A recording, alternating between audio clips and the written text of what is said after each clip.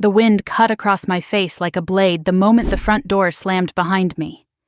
Christmas Eve should have smelled like pine needles and cinnamon, but all I could taste was the metallic sting of winter as I stumbled down the frozen marble steps with my single suitcase banging against my shin. Behind me, the lights of my parents' mansion glowed warm and golden, a scene from a postcard. If you didn't know they'd just thrown their eldest daughter out like trash they no longer wanted. My little sister Chloe leaned against the doorframe in her red velvet dress, arms folded, lips curled in a smirk that could slice skin. "Let's see you survive now," she purred, voice dripping with amusement. "Merry Christmas, sis." The door shut before I could even draw breath to answer. Snow crunched under my boots as I reached the sidewalk, the cold sinking through my coat like it was nothing more than thin paper. My fingers throbbed. My lungs burned. My dignity cracked in the freezing air. Every breath came out as a tremor. I tried to swallow the humiliation, but it sat thick in my throat, refusing to go down. I kept walking because stopping meant collapsing, and collapsing meant breaking apart on the pavement where no one would ever bother to pick up the pieces.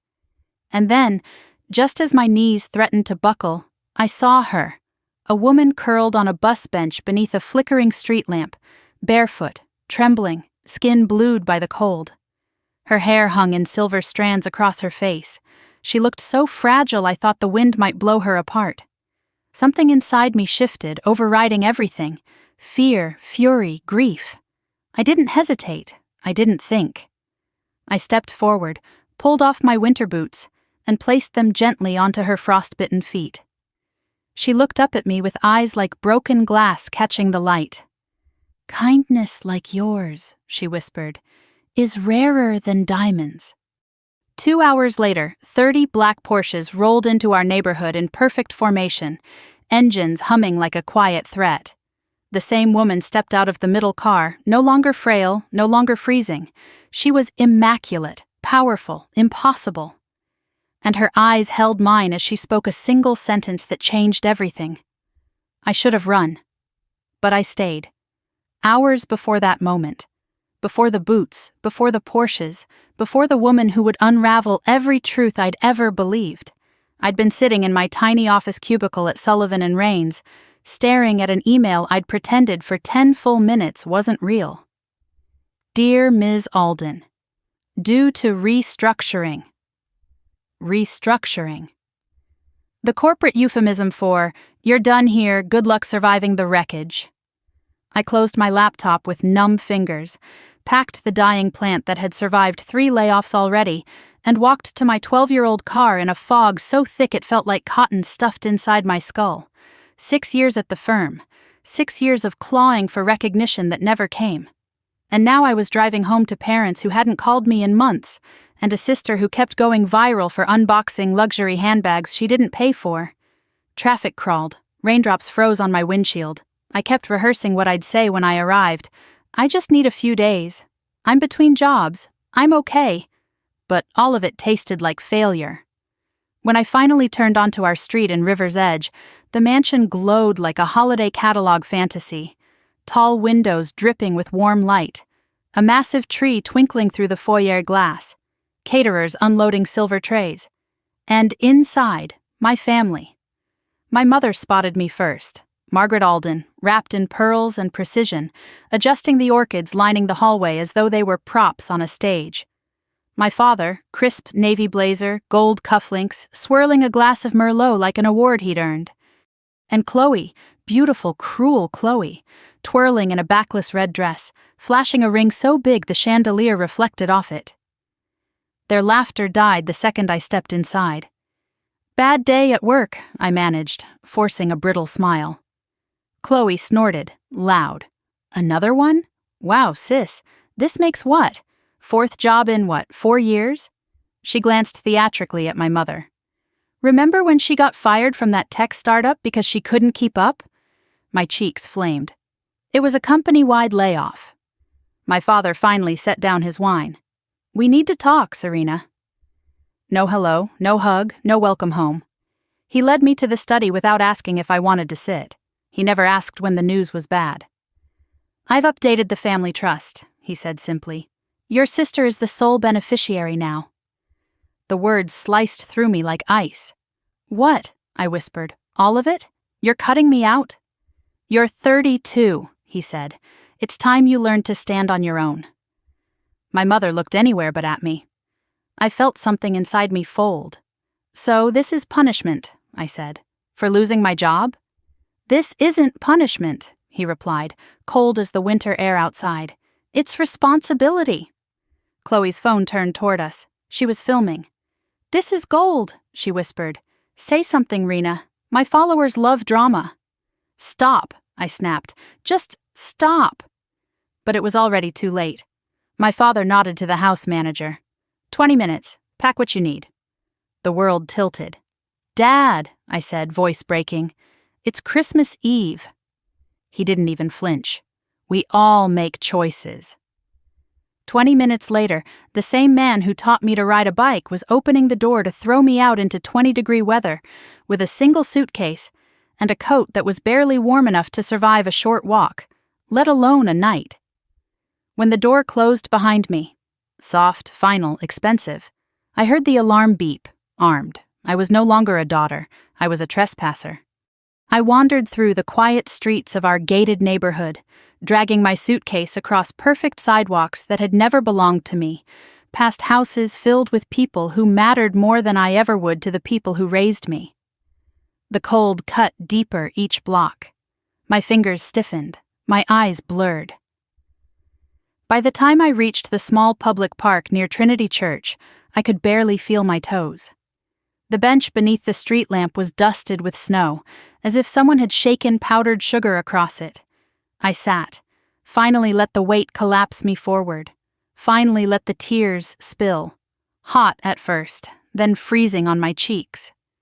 I cried for every birthday Chloe overshadowed, for every achievement dismissed as not enough. For every time I'd begged silently for my parents to see me, they never had.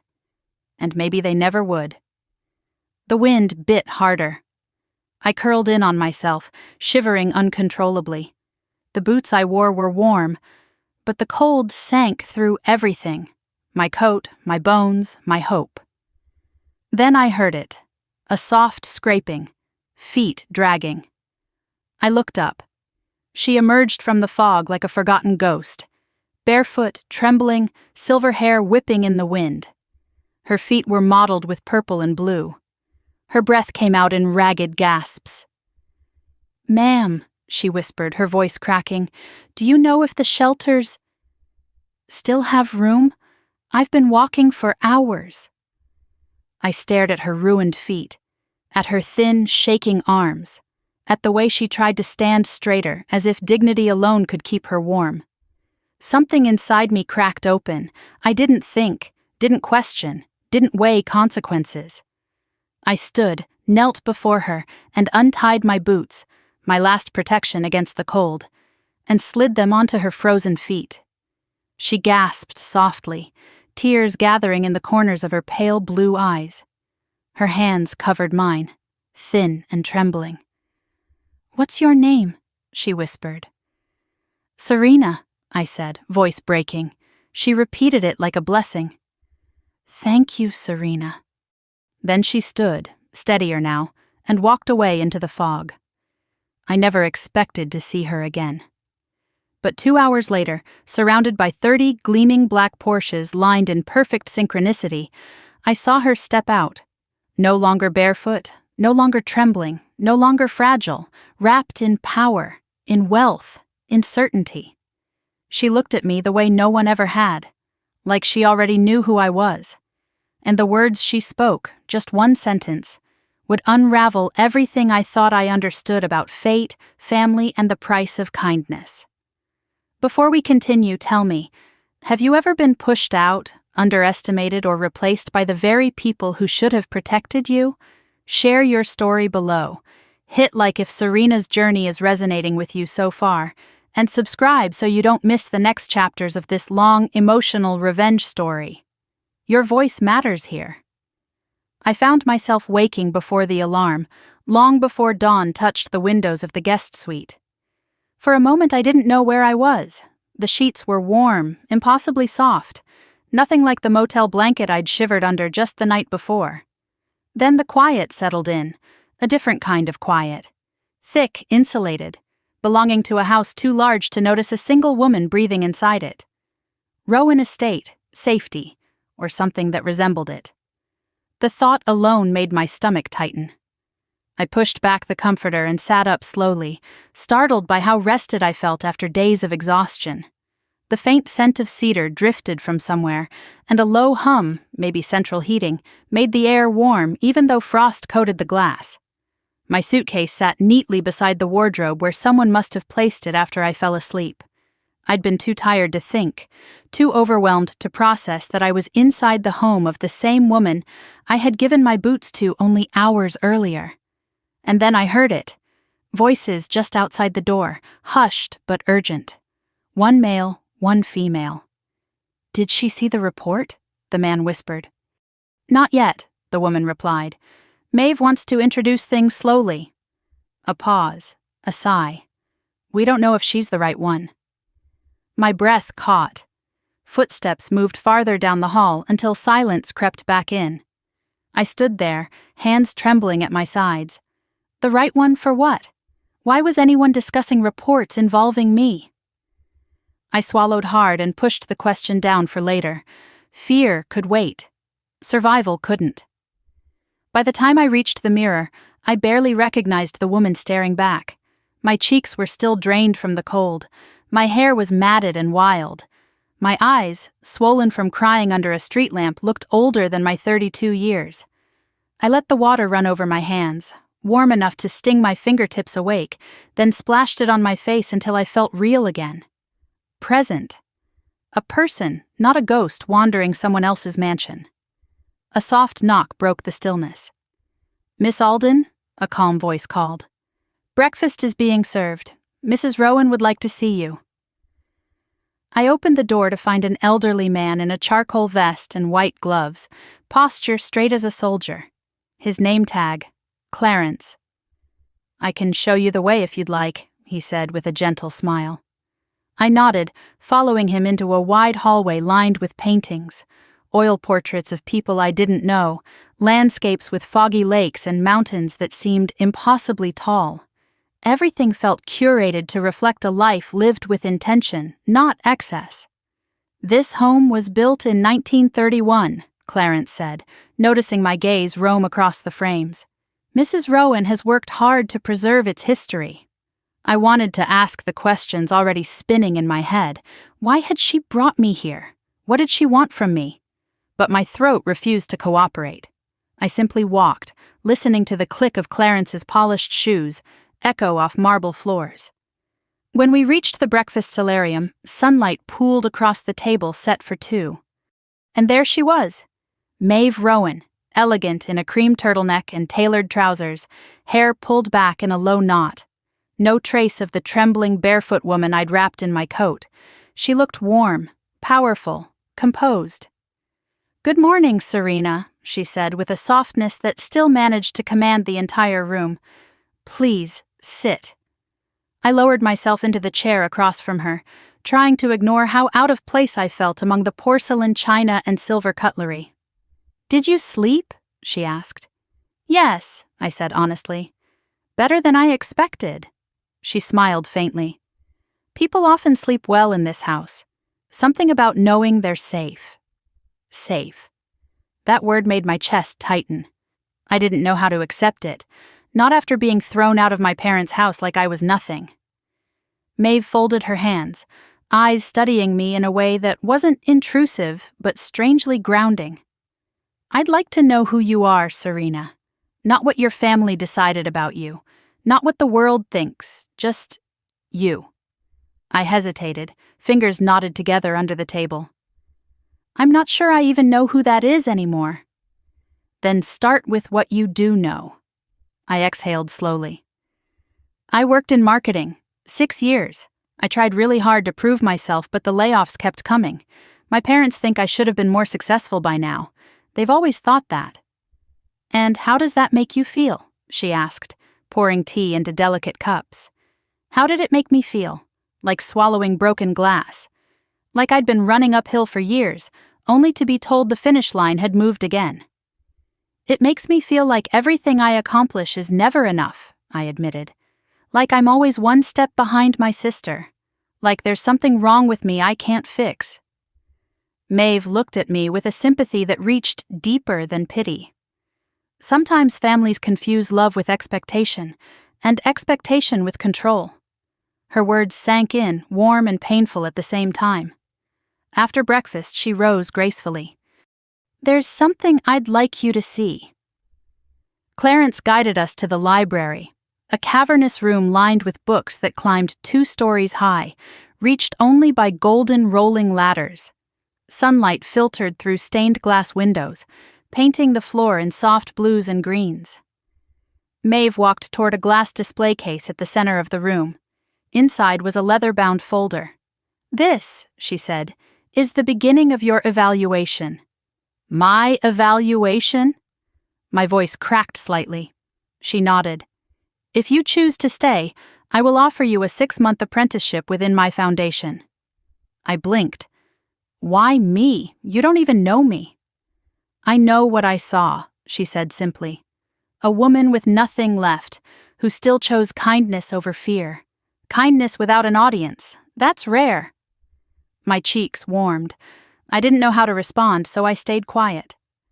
"This program is rigorous," she continued. "Leadership training, project management, financial ethics, community site work. You will be challenged, tested, sometimes pushed to limits you didn't know existed." "Are you sure I'm qualified?" "No," she said, smiling softly. "And that's the point. Potential often hides in people who think they lack it." For a moment I felt something flicker inside me. Hope, maybe, or the faintest belief that I wasn't a complete disappointment. Maeve handed me the leather folder. It felt heavy, a weight far beyond paper. "We'll begin tomorrow," she said, turning toward the large window overlooking the lake. "Today, Clarence will show you around the estate. Consider it your first assignment." Clarence nodded and motioned for me to follow him into another corridor. This part of the house was quieter, with industrial carpeting instead of marble. Everything smelled faintly of dust and cedar.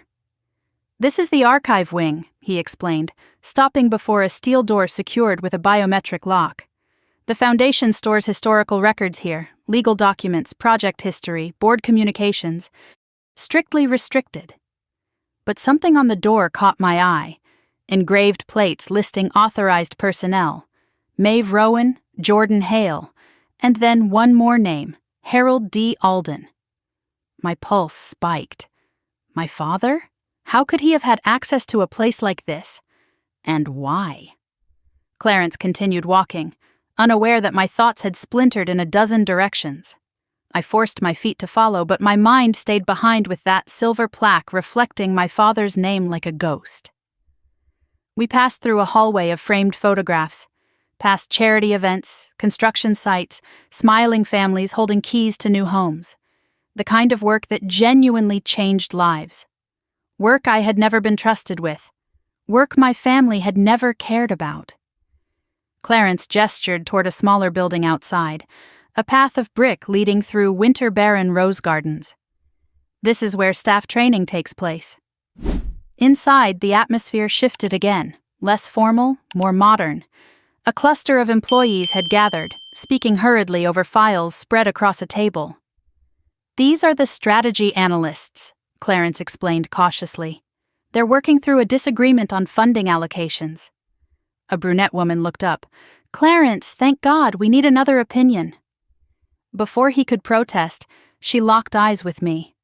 "Or maybe she can help." "Oh, no, I'm not," I started, but she pushed a file into my hands. "Mason thinks we should fast-track the shelter funding," she said. "I think there's risk of misuse. What do you see?" I scanned the documents, heart pounding, numbers blurred together. I didn't know these people. I didn't know their systems. But I did know one thing. Rushing decisions was dangerous. "Why is the timeline so urgent?" I asked. Mason crossed his arms. Winter storm approaching. They'll need resources. And what about oversight? I countered gently. Are you comfortable releasing funds without reviewing vendor history? He hesitated. The brunette smirked. Exactly what I said. Clarence cleared his throat. Mrs. Rowan wanted her to observe, not intervene. But the room had shifted. People were watching me differently, as if surprised someone like me, someone barely holding her life together, could speak with logic. I handed the files back. I just think both urgency and accountability matter. That's all. As we left, I could still feel their eyes following me. Outside, cold wind swept across my face. I pulled my coat tighter, my new coat, not the one I'd given away, and inhaled slowly. You handled that well, Clarence said. I wasn't trying to. My mouth just moved. That's usually when truth slips out. When we re-entered the estate, a chill ran down my spine. Someone had left an envelope on the table outside my bedroom door. Plain, unmarked. I picked it up, heart pounding, and slipped a finger beneath the flap. Inside was a single photo. Me, maybe 8 years old, standing in front of a construction site sign that read, Alden Heritage Homes. Written across the bottom, in slanted handwriting, you were never supposed to know. My breath froze. The hallway seemed to tilt. I whipped around, but no one stood there. Just shadows stretching across the walls. Somewhere deeper in the house, a door clicked shut. And for the first time since arriving at Rowan Estate, I realized I wasn't just being helped. I was being watched. The first thing I noticed when I woke was the silence. Not the uneasy silence of a motel at dawn, or the suffocating silence of my parents' house. This was different. This silence felt intentional, curated, the kind that settles over a place where people expect to be obeyed, the kind that hides secrets in its walls. For a moment I lay there, staring at the ceiling, trying to forget the envelope from last night. The photo. The message. My 8-year-old self standing in front of Alden Heritage Homes like some ghost trapped in a truth I wasn't meant to uncover. I pushed the memory down, reminding myself today was my first real day inside Rowan Estate, and I would need all the composure I could muster. The scent of brewed coffee drifted under the door. I pulled myself out of bed, dressed quickly, and tried to smooth the nerves fluttering beneath my ribcage. This place wasn't home, not yet, not ever, but it was the first place in a long time where I wasn't immediately punished for existing. A knock sounded. Miss Alden, Clarence called. Mrs. Rowan is waiting in the east breakfast room.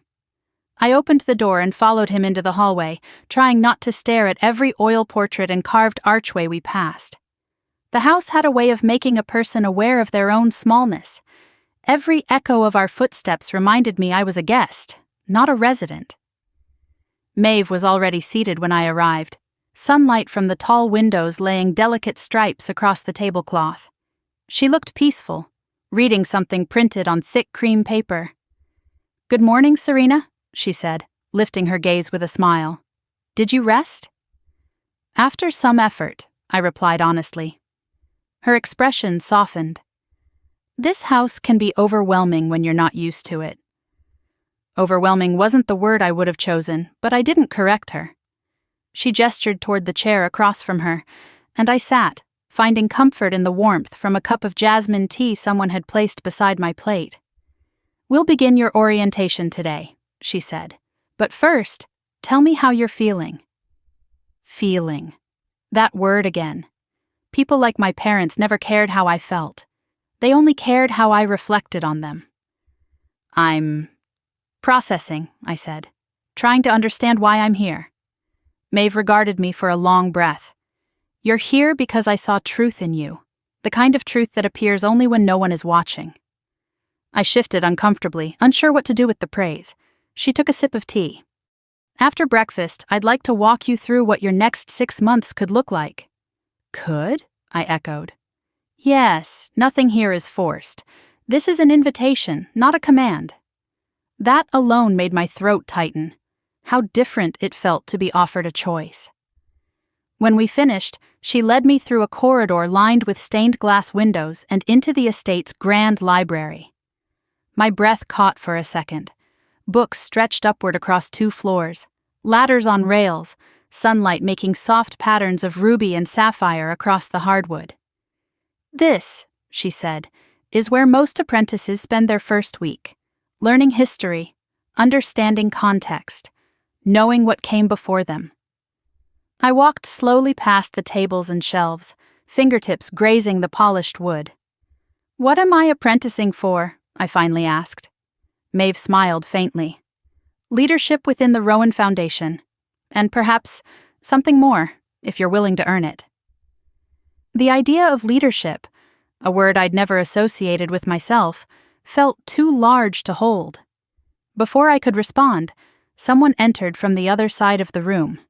Jordan Hale. I recognized her immediately from the night before, a tall, sharp-featured woman with a posture so perfect it bordered on intimidating. She wore a charcoal blazer and held a digital tablet like it was a weapon. "Jordan will guide you through your initial steps," Maeve said. "Try not to be frightened. She appears severe, but only when awake." Jordan did not smile at the joke. Instead, she studied me with cool assessment, as though she were scanning for weaknesses. "Good to meet you, Miss Alden," she said. "Please sign these." She handed me a stack of documents, confidentiality agreements, residency rules, privacy clauses, and something labeled ethical compliance for apprenticeship candidates. The stack felt heavier than it looked. "What exactly am I agreeing to?" I asked. Jordan's eyebrow lifted. "To behave with integrity and judgment. Characteristics, Mrs. Rowan believes you possess." It was subtle, but I heard the doubt beneath her tone. I signed my name at the bottom of every page. My signature looked smaller than usual. "Follow me," Jordan said, turning pivot sharp on her heel. We passed through a quieter wing of the house, where modern glass panels replaced older architecture. The air smelled faintly of stone and winter berries. Jordan tapped her badge against a security panel, and a door unlocked with a soft hiss. "This," she said, stepping aside, "is the strategy room." Inside, a long table stretched across the center, walls covered in digital screens displaying charts, maps, and timelines. 2 analysts were already mid-argument. "I'm telling you," one said, jabbing at a spreadsheet, "if we allocate more to the Northern District now, we'll risk shortfall by spring." The other shook her head. "And if we delay emergency funding, the shelters won't make it through the storm. We can't gamble on hypothetical deficits." Their voices snapped through the room like breaking glass. Jordan placed a hand on my shoulder and gently nudged me forward. "Observe." I stood quietly, absorbing the tension. The disagreement reminded me of board meetings I'd once pitched in, though those had been about ad budgets and brand campaigns, not about lives. One of the analysts finally noticed me. "Oh, are you the new candidate?" "I guess so," I said. "Then weigh in," she said, pointing toward the screen. "What's the priority, risk mitigation or immediate relief?" The sudden pressure made every nerve light up. I swallowed, stepping closer to the data. "Why is the Northern District overspending?" I asked. "Vendor instability," the first analyst said. "And the shelters?" "Haven't received winter aid yet." I exhaled slowly. "Then maybe the question isn't which crisis to prioritize, but how to prevent tomorrow's crisis while responding to today's." Both analysts blinked. Jordan's eyes snapped toward me, surprised but not displeased. "Go on," said the second analyst. "If you release half the emergency funds now," I said slowly, "and freeze the unstable vendor accounts for a 72-hour review, the shelters stay open while you reallocate. No one collapses, no one gambles. Both sides breathe." Silence rushed into the room like wind. "That actually works," the first analyst murmured. Jordan's face remained unreadable. Maeve, I thought, would have smiled. We left the strategy room with Jordan walking slightly slower than before, like she was re-evaluating me. "Not bad," she said finally. "But insight is meaningless without consistency. Was that a compliment? From Jordan, maybe. She led me down another hallway to a staircase descending into the lower level of the estate. The air grew cooler, the lights dimmer. This area houses restricted archives, she said. Only 3 of us have access. She lifted her badge again, unlocking another steel door. Beneath the fluorescent lights, row after row of metal cabinets lined the space, labeled by year. What's down here? I asked. History, she replied. Failures, successes, legal documents, mistakes we cannot afford to repeat. Mistakes. The word pulsed in my head. My father's name on the door from yesterday, the photo from the envelope. Jordan led me past a series of locked storage units before stopping in front of a sealed glass room. Through the glass, I saw a brass plaque on the far wall. Legacy Room. Authorized personnel only. And there it was again, gleaming faintly under the industrial lighting. Harold D. Alden. My breath hitched. The letters seemed to glow, mocking me, daring me to ask the question clawing at my chest. Why did my father have authorized access at the Rowan Foundation? Jordan must have noticed my posture stiffen. Something wrong? She asked. I forced my eyes away. No, just taking it all in. She studied me too long, as if she sensed a crack she couldn't yet identify. After the archives, Clarence met me outside to escort me to the training center on the east side of the property. Today, he said, would include exercises in situational reasoning, whatever that meant. Inside the modest building, I found a small cafeteria where staff were having lunch. The air smelled of roasted vegetables and rosemary bread. Several employees looked up as I entered, curiosity thick in the air. A man at the corner table spoke first. You must be the new apprentice candidate. I guess word travels fast, I said awkwardly. He chuckled. Mrs. Rowan doesn't bring just anyone in here. You've already caused quite a stir. A stir? I didn't know whether to feel proud or terrified. Clarence motioned toward a table. Sit, eat. You'll need your strength. I sat with a plate of soup and bread while 2 employees continued a tense conversation nearby. I'm telling you the data projection won't hold, a woman insisted. If we approve grants before verifying the new census numbers, we risk overspending by summer. It's winter now, her colleague snapped. People need heat. They need food. We can fix the projections later. The projections determine survival. The survival is happening right now. The argument escalated until both turned to me in exasperation. What would you do? The man demanded. Since apparently you're the prodigy Mrs. Rowan plucked from the cold. Heat rushed to my cheeks. I'm not. But you have an opinion, the woman cut in gently. Don't you? I hesitated, looking between them. Something inside me, something quiet but solid, began to rise. I think, I said slowly, you're both trying to protect people, just in different ways.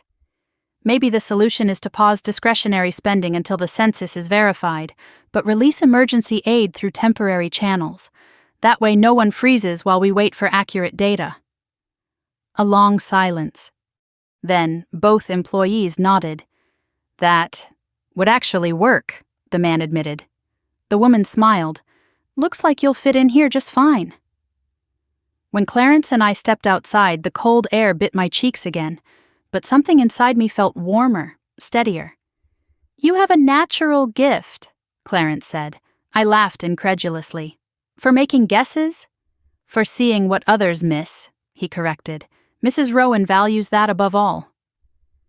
Back in the main house, the hallway leading to my room was dim, the afternoon light already fading. I reached my door and froze. Another envelope lay on the floor. Plain, unmarked, like the first one. My heart thudded painfully as I picked it up and opened it with trembling fingers. Inside was a single note, written in the same slanted handwriting as before. This isn't the last secret, Serena. I stared at the words until they blurred. Someone in this house knew more about my past than I did. Someone had been watching me from the moment I arrived, and whoever they were, they weren't finished. I barely slept. Every time my eyes closed, the handwriting from last night's note reappeared behind my eyelids. Sharp, slanted, knowing. By the time dawn seeped through the curtains, I was already sitting on the edge of the bed, elbows on my knees, hands pressed against my mouth. The house was quiet, but not in a comforting way. More like it was holding its breath. When Clarence knocked at 6, I almost jumped. "Miss Alden," he said gently, "it's time to get ready. Mrs. Rowan would like to begin your assessment at 7. Assessment. The word felt heavier this morning, as if the note had added a second meaning. I dressed quickly, tying my hair back, trying to look like someone prepared to face the day instead of someone unraveling from the inside. Breakfast was simple: oatmeal with berries, tea, and the soft clink of silverware, but I barely tasted any of it. Across the table, Maeve studied me in quiet contemplation. She didn't ask if I'd slept. She didn't need to. "Today we begin," she said instead. "Only one thing is required of you: honesty with yourself." I nodded, though my stomach tightened. Honesty was something I'd never been rewarded for. In my family, honesty only created trouble. When breakfast ended, Jordan appeared at the doorway, her expression clipped and precise. She was dressed impeccably in navy, tablet tucked under her arm as if it were a shield. "Follow me," she said. Her heels clicked in even, controlled beats as she guided me through the estate. I tried to match her pace, though nerves made my steps less steady. We passed through a long corridor and stopped before a room I hadn't seen before, a long rectangular office with glass walls and a heavy conference table in the center. Inside, 2 groups of foundation staff were already seated, their faces tight with tension. "This is the moral split test," Jordan said. "Your first evaluation." "I'm sorry." "My what?" But she had already stepped aside. Maeve, who'd entered silently, motioned for me to take a seat between the 2 groups. "Listen first," she instructed. "Speak only when you understand." The air in the room was thick enough to swallow. A woman on my left leaned forward. "We need immediate approval to release funds to the Harbor Light Shelter. They've exceeded capacity. If the storm hits tonight, dozens of women will be outside." A man across from her shook his head sharply. "We can't authorize funds until financial discrepancies are cleared. They overspent last quarter. Releasing aid now could jeopardize the winter allocations." "Women will freeze," she countered. "And we'll be liable," he shot back. Their eyes snapped to me. I wanted to shrink back. I was no expert. I'd barely been allowed to make decisions for myself, let alone decisions affecting people I'd never met. But the expectation in the room pushed against me, demanding something real. "What evidence do you have of misuse?" I asked the man. He slid a paper forward. "Vendor inconsistencies, late reports, an overpayment." "And what do you need to keep people warm tonight?" I asked the woman. 20,000 in emergency aid," she said immediately. 20,000, enough to collapse a shelter, or save one. I closed my eyes for a moment, letting the fear pass through me. My voice, when it came, was steadier than I felt. "Release emergency aid," I said, "but only as a temporary allocation. Freeze all non-essential spending until the discrepancies are investigated." Silence. Then, one by one, heads nodded. Maeve's eyes glimmered with something like approval. Jordan, however, remained expressionless. "The first test is complete," Jordan said. "Next." I didn't have time to let my pulse settle. Clarence appeared in the doorway, motioning me forward. "Humility rotation," he said as we walked down a back staircase leading toward the estate's kitchen. "The what?" He smiled kindly. "Leadership is built on service. Everyone starts with 2 hours here." The kitchen was alive with motion, pots steaming, knives chopping, ovens humming. A man in a white apron placed a mixing bowl in front of me before I could protest. "Whip these," he said, "and don't splatter. Last apprentice did." "I'm not an apprentice," I muttered. "Yet," he replied. But there was something grounding about working with my hands, whipping eggs, folding dough, lining plates. No pressure to impress, no family watching for missteps. Just a task, a beginning. One of the cooks, an older woman with soft eyes, paused beside me. "You're the one who was out in that storm, aren't you?" I stiffened. Yes." She nodded as if she already knew the answer. "The world can be cruel, sweetheart. But the cruelest families are the ones who swear they love you while they're breaking you." My throat tightened. "How did you—" "I've lived long enough to recognize that look," she said quietly. "The look of someone who's been told she's too much and not enough at the same time."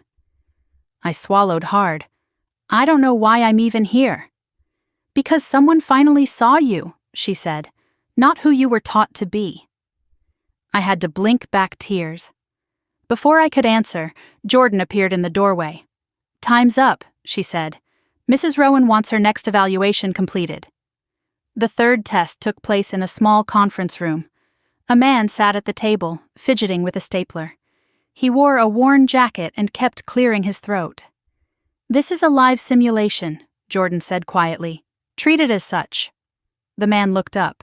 "You the director?" "No," I said, "but I'm here to help." I submitted my application for funding," he began. "But there are questions about my paperwork. They think I changed some numbers. But I swear, I didn't mean anything wrong." I studied his face, the trembling hands, the fear he tried to hide. My father had once looked like that too, but for very different reasons. "Why did the numbers change?" I asked gently. "I copied from an older form. I thought it was the same version." His voice cracked. "Look, we house veterans, real men with nowhere else to go. If we lose our funding—" I interrupted him softly. "You're overwhelmed, and you're scared it's already too late." He nodded, eyes glassy. "I'm not here to accuse you," I said. "I'm here to fix the problem. Let's review the forms together. If there's an error, we'll correct it. But the integrity of the funding has to be protected, for you and for the people counting on you." The man's shoulders dropped in relief. Jordan's face shifted, just barely, but I saw the flicker, a glimmer of something not quite approval but not disapproval either. The moment I stepped back into the hallway, however, that softened expression vanished. "We need to talk," she said curtly. "Now." She led me into a small office overlooking the courtyard. Papers covered the desk, charts, numbers, photos of shelter openings. But Jordan wasn't looking at any of them. She was looking at me. "You impressed them today," she said, her voice clipped. "But that doesn't mean you belong here." The words stung, though I tried not to show it. "I'm not afraid of hard work," I said. "That's not the issue." Her jaw tightened. "People have come through here before with good intentions. Some failed. Some betrayed this foundation." "What are you saying?" "That we cannot afford another mistake." Her voice dropped. "Mrs. Rowan believes in you. I don't. Not yet." I inhaled sharply. "Then what do I need to do?" Her answer came with ice. "Survive the truth." Before I could ask what she meant, she motioned me away, already burying herself in paperwork again. I wandered the hallway, unsettled. Questions churned inside me, about the evaluation, about why I was being tested so intensely, about what truth Jordan believed would break me. As I approached the archive corridor, a draft of cold air brushed past my ankles. The door to the legacy room, where my father's name had been engraved, was slightly ajar. My pulse quickened. I stepped closer, just enough to peer inside. Rows of boxes sat neatly on metal shelves. Some were labeled with project names, others with years. Then I saw one box near the back. Alden Investigation, Pending. My breath hitched. Slowly, carefully, I reached for the door. A hand appeared suddenly, slamming it shut. I jumped back, heart racing. Jordan stood there, face carved from stone. "This room is off limits," she said sharply. "You do not have clearance." I wasn't going in, You just what?" she cut in. "Wandering into confidential areas? That's how trust breaks, Miss Alden, quickly." I stepped back, ashamed and angry and confused all at once. Jordan locked the door with her badge, then turned toward me, her voice low enough to sting. You're here to be evaluated, not to uncover ghosts." She strode away before I could respond. By the time I returned to my room, shadows were pooling along the baseboards. The estate, once warm, seemed colder. Too many locked rooms, too many whispered conversations. Something lay on the floor near my door. Another envelope. My stomach dropped. Hands shaking, I picked it up and opened it. Inside was a single page, no photo this time, just one sentence. "He didn't tell you the truth about that night." My heart pounded so hard I thought it might crack my ribs. Which night? What truth? And who inside this mansion wanted me to know? The hallway around me stayed silent. Too silent. As if someone had already slipped back into the shadows, watching to see what I'd do next. The note lay on my lap long after the sun had risen, its single sentence carving a hollow into my chest. "He didn't tell you the truth about that night." I kept reading it, hoping the meaning would shift, soften, reveal itself. It never did. Instead, it felt heavier with every breath, as though someone had slipped a stone behind my ribs. By the time I left my room, the estate was already awake. Staff moved quietly along the hallway, carts of linens rolling, murmured conversations drifting from distant corners. Nothing looked unusual, and yet everything felt altered. Like the house itself knew something I didn't. I found Maeve in the small east study, standing beside a window where pale morning light filtered through sheer curtains. She was turning pages in a leather-bound folder, her face unreadable. "Serena," she said, not looking up. "Come in." My hands tightened around the note, the edges bending. She noticed immediately when she finally lifted her gaze. "What's troubling you?" I hesitated. Trust was fragile here, not given freely, but required for survival. I stepped closer and placed the note on the desk between us. "I found this last night," I said. "Someone left it outside my room." Maeve picked up the paper delicately, reading the words once, twice. Something flickered across her expression, brief, but unmistakable. Recognition. "I don't know what this means," I whispered. "But I need to." She folded the note and set it aside. "There are truths," she said softly, "that arrive when a person is finally strong enough to survive them." I swallowed. And am I strong enough now? That is what today will reveal. With a motion of her hand, she guided me toward the private elevator that led to the third floor, the one she rarely used. The ride was silent but weighted with anticipation. When the doors opened, we stepped into a narrow hallway bathed in warm lamplight. At the end stood a small door painted in forest green. Maeve handed me a key, a simple brass key worn at the edges. "Your past intersects with the Foundation's history more than you know," she said. "Open the room, begin there." My pulse pounded as I slid the key into the lock. The door opened with a soft click. Inside was a compact archive room, nothing like the steel vaults downstairs. This one felt personal, almost intimate. Wooden shelves lined the walls. Boxes labeled by year sat stacked neatly, most dated between 1997 and 2005. Maeve stayed in the doorway, letting me step forward alone. I reached for the first box marked Alden Heritage Homes. Grant Cycle Review. The familiar name sent a tremor down my spine. My father's company. The company that had been unraveling long before anyone admitted it. Inside were project assessments, invoices, and a printed email exchange between the Foundation and Alden Heritage. I scanned the pages, heart thudding. Vendor discrepancies, delays, missing receipts, and then the phrase that froze me. Funds discrepancy under investigation. My father's signature was on every page. "He told the Foundation everything was accounted for," I said quietly, more to myself than to Maeve. "Your father wanted success," she replied, "but not accountability." I set the papers aside and reached for the next folder. The label read, Site Audit, Fall 2004. My hands trembled as I opened it. A photo slipped out, grainy but unmistakable. Me, a small version of me, standing in front of a half-built housing unit with a clipboard in my hand. My hair in two uneven pigtails. wearing a too large construction vest like it was a costume. A note in the corner read, "Child present during audit. Unusual circumstance." My breath caught. "I don't remember this." "You were 8, Maeve said.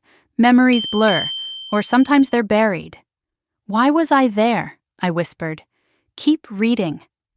The audit summary mentioned incomplete documentation, missing receipts, and unresolved concerns regarding record alteration. Attached was a brief narrative from the auditor, a woman named Laura Keating. I scanned the lines, each one tightening something inside my throat. Meeting terminated by Mr. Alden, raised voice, child present, mother distressed. Potential risk of exposure, altered ledgers, risk of exposure. I pressed my fingers to my temples.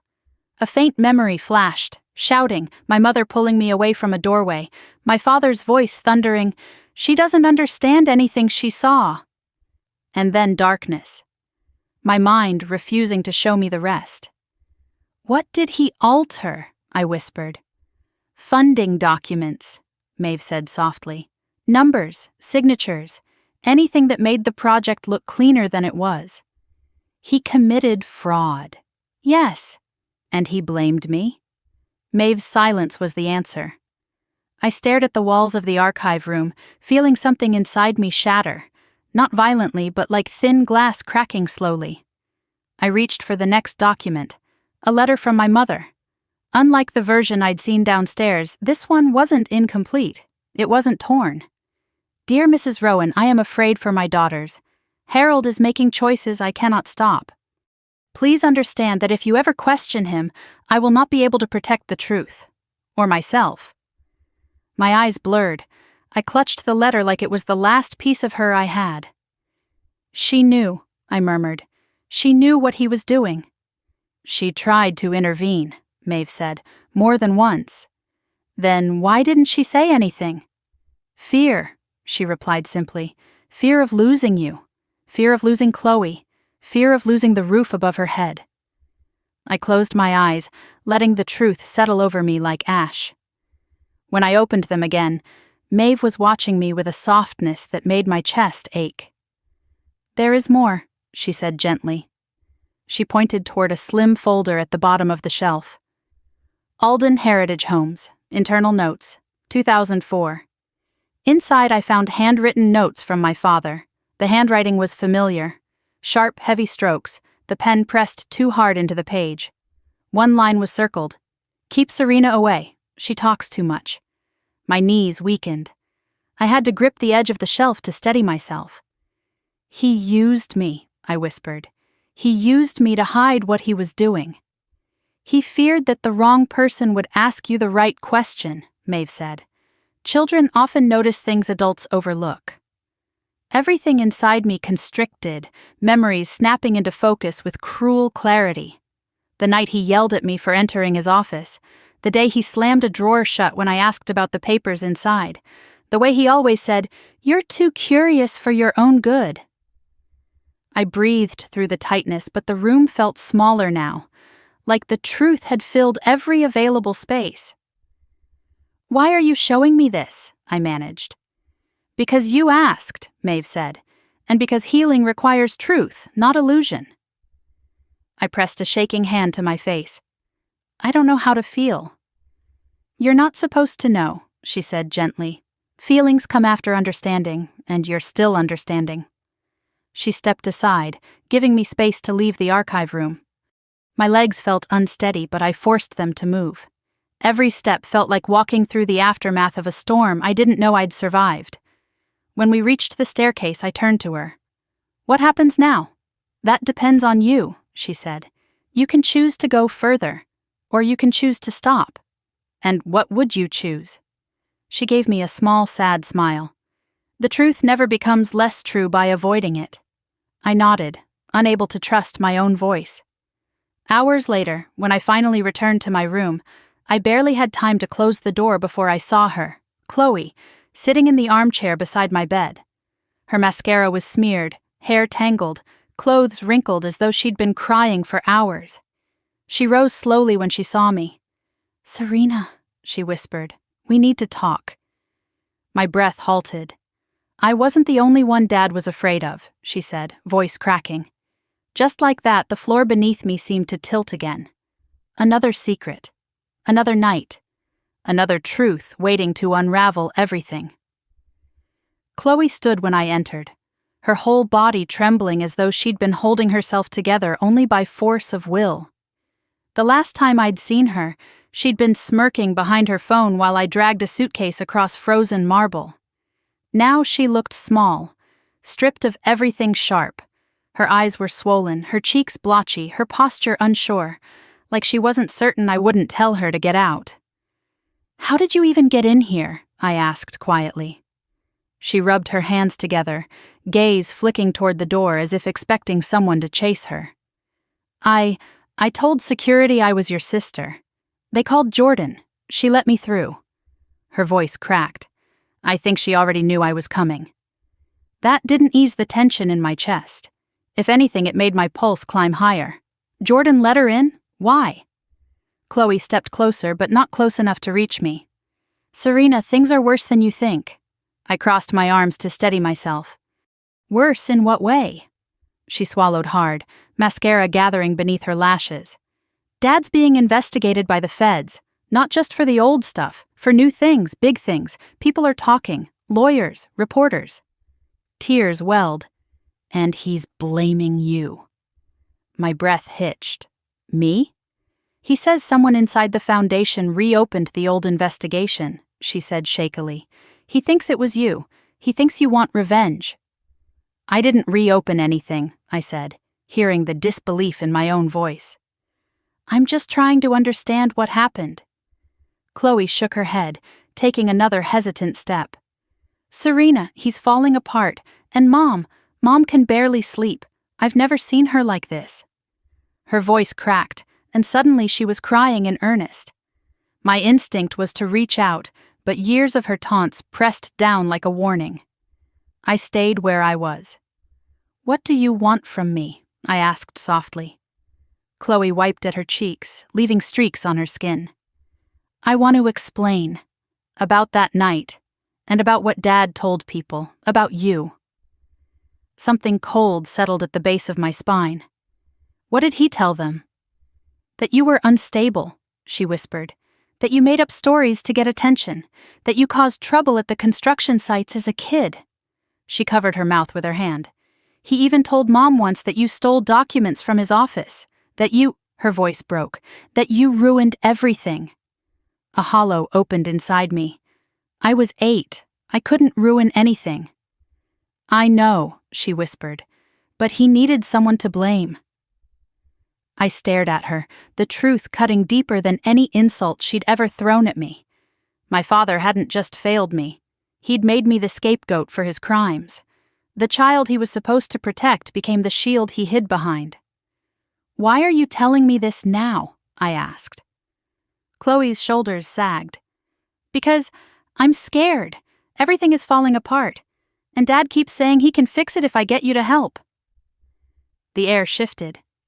There it was. The motive behind her tears. "You want me to intervene," I said. She nodded weakly. "Please, Serena, talk to Mrs. Rowan. Ask her to stop the investigation. Or help Dad pay the penalties. You're in her inner circle now. She listens to you." A sharp ache bloomed in my chest. "Chloe, I can't undo federal law." "But you can talk to her," she insisted. "You can make her see that Dad isn't a bad person. He just made mistakes." "Big mistakes," I said quietly. "Deliberate mistakes." Chloe flinched. "You don't understand how much pressure he was under." "Pressure doesn't excuse fraud," I replied. Her eyes widened and her tone hardened. "Are you enjoying this? Watching us fall apart? Is this payback for Christmas Eve?" My jaw clenched. "This isn't about payback. It's about the truth." She threw up her hands. "Truth doesn't matter when your family is losing everything." I took a step back, not from fear but from clarity. She wasn't here for healing. She was here because she was drowning, and she wanted to pull me in with her. I forced myself to stay calm. "I'm sorry you're scared, but I won't obstruct justice." Her mouth fell open. "So you're choosing her? This old woman you met one day over your own blood?" "I'm choosing integrity," I said softly. "Something Dad didn't choose." Chloe's face twisted. "You think you're better than us now, just because she took pity on you." "I don't think I'm better," I said, voice steady. "I'm just done being blamed for things that weren't my fault."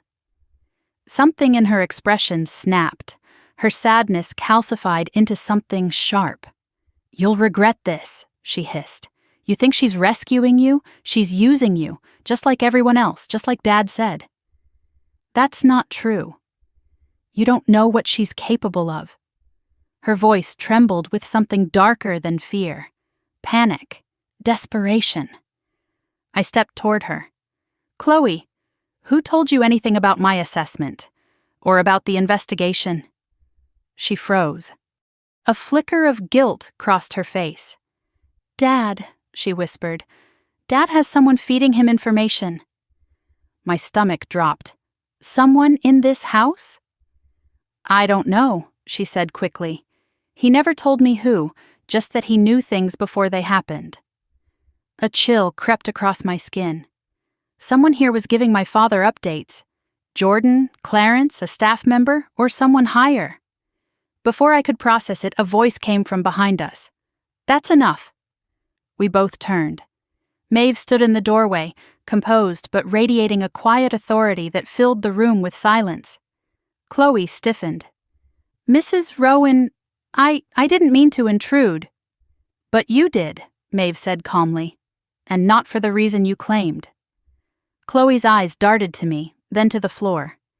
"You didn't come to apologize," Maeve continued.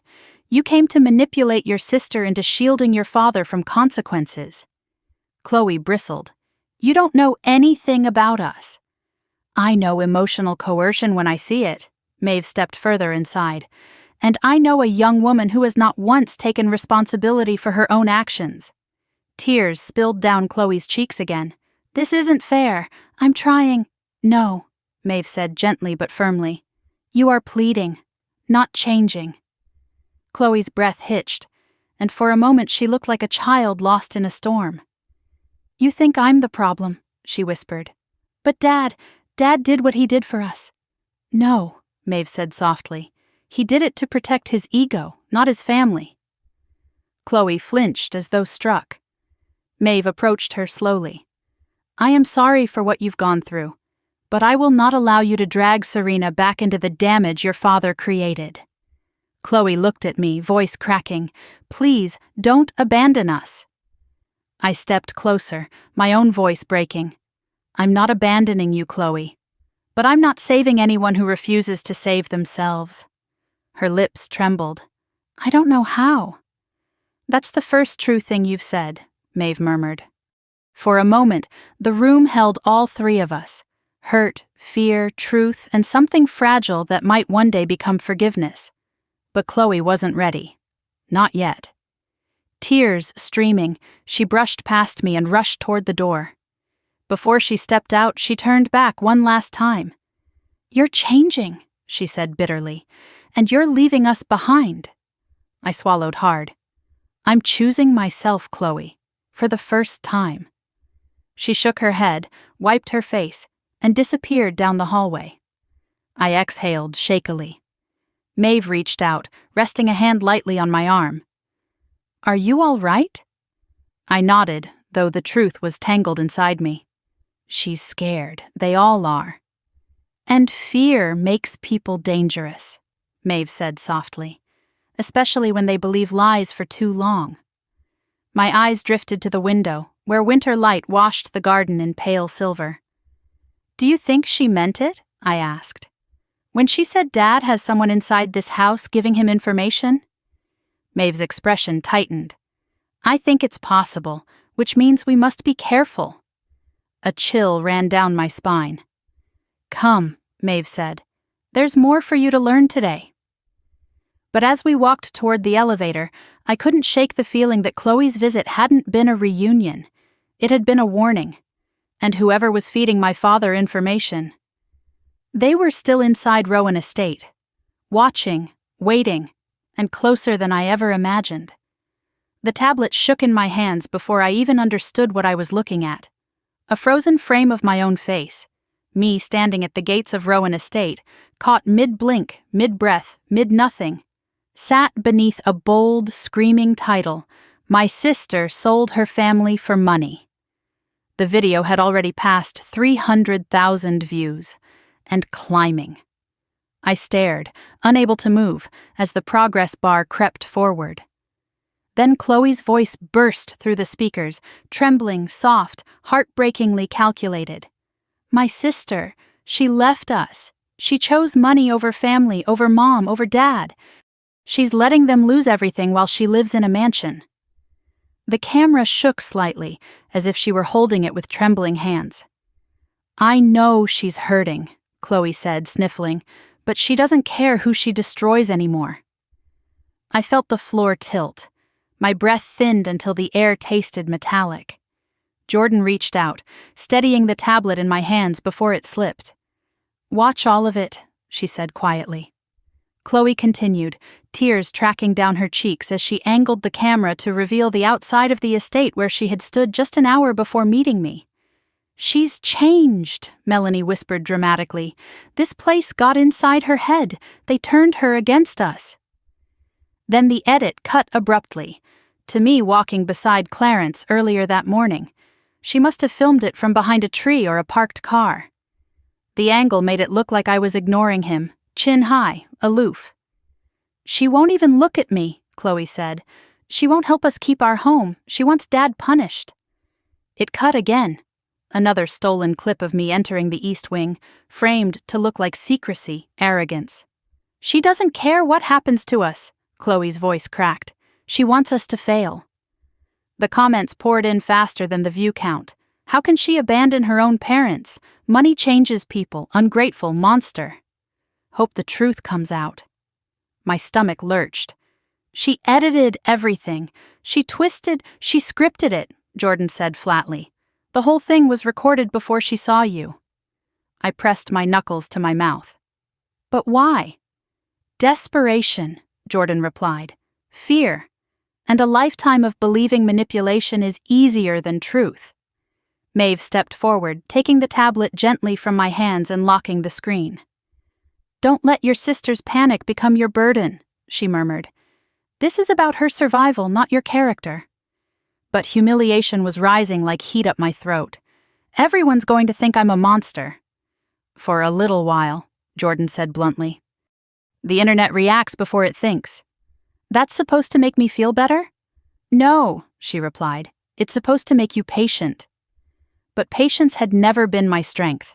Not when it came to my family. Not when every bruise they'd left on me felt fresh again. I moved toward the window, needing air, needing space. Outside, cameras had already gathered at the gates, local reporters, bloggers, teenagers hoping to film whatever meltdown they assumed was coming next. "They're here?" I whispered. "Of course," Jordan said. "Drama attracts crowd. Truth attracts time." I pressed my forehead to the glass. I don't know how to fight something like this. Maeve's reflection appeared beside mine. "You don't fight it," she said softly. "You outlast it." A fresh wave of comments scrolled across the tablet Jordan now held. Poor Chloe. How can a sister be this cruel? Money must have gotten to her head. Something inside me cracked. Not in the way it had cracked on the snow-covered bench the night I lost everything. This was a deeper fracture. A realization that the people I once cried over would never cry for me. "Let the internet have its tantrum," Jordan said, placing the locked tablet on the table. "Truth has a way of resurfacing." "But how?" I asked. "No one knows me." Maeve turned to me. "Then let them learn." The rest of the morning unfolded under a haze of dread. Phones buzzed across the estate. Staff whispered. My name trended on platforms I'd never even used. Every notification felt like a slap I couldn't dodge. During lunch, 2 junior analysts walked past my table too quickly, pretending they weren't avoiding eye contact. I could feel their unease, their sympathy, their curiosity. And then something shifted. A voice called, "Is that her?" I tensed. Another, wait, someone posted a thread about her sister. A third, oh my God, look at this live stream she did on Christmas Eve. My head snapped up. A woman from the grant team approached me, tablet in hand. Serena, people found Chloe's old videos. I took the tablet. The first clip. Chloe laughing while I carried a suitcase down the steps of our parents' mansion. The caption someone else added, "So this is the real villain?" The next video, Chloe mocking my job losses at a Christmas party. Another clip, Chloe insulting me behind my back during a family brunch. A flood of comments followed. I feel sick watching this. She tormented her sister for years. This changes everything. Team Serena now. Shock rippled through me. I didn't post any of these, I whispered. Good, Maeve said behind me, because the truth is most powerful when you don't wield it.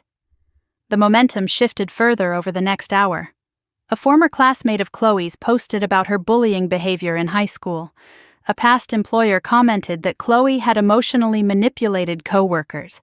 A minor influencer revealed that Chloe paid for fake sponsorships. Public opinion flipped like a tide turning under a full moon. Justice for Serena began trending. I felt dizzy, caught between vindication and grief. The world was suddenly defending me, but not because it knew me, because it disliked her. Was this justice, or just entertainment? Before I could answer myself, Clarence hurried into the study. There's something you both need to see, he said, breathless. We followed him to the strategy room, where a large monitor displayed a breaking news alert. Alden Heritage Homes. New documents leaked financial misconduct spanning years. Family members may have been involved. My legs nearly gave out. This isn't just online drama anymore, Jordan said. This is federal. My heart hammered. Who leaked the documents? No idea, she said. But someone wants the truth out. Fear and relief warred inside me. Exposure meant justice. Exposure meant disaster. Exposure meant the collapse of everything my parents had built on lies. Maeve touched my shoulder. This storm was coming with or without you. Emotion swelled in my chest. But my family? They'll think I did this. Because guilt breeds paranoia, Jordan said. They see betrayal everywhere because they planted it themselves. The rest of the afternoon passed in a blur of phone calls, security instructions, internal briefings, and relentless media coverage. Chloe posted a second video, more frantic, more desperate, claiming the foundation was brainwashing me. But this time, nobody believed her. The comments were ruthless. Girl, sit down. You're digging your own grave. Stop blaming your sister for your dad's crimes. We see you now. By sunset, sponsors had dropped Chloe. Her follower count plummeted. A gossip site ran a headline, From Influencer to Instigator, The Downfall of Chloe Alden. I shouldn't have found satisfaction in it, but I did. Small, quiet, honest. When night fell, I found myself alone on the balcony outside my room, wrapped in a shawl, watching the lights from the gate flash as reporters shouted into cameras. The cold air bit at my cheeks, but I stayed. I needed the world to feel far away for a moment. Jordan joined me, stepping onto the stone tiles with careful precision. You handled today better than most people would, she said. I didn't do anything. You didn't break, she corrected. I leaned against the railing. Is this what leadership looks like, being hated by strangers for things you didn't do?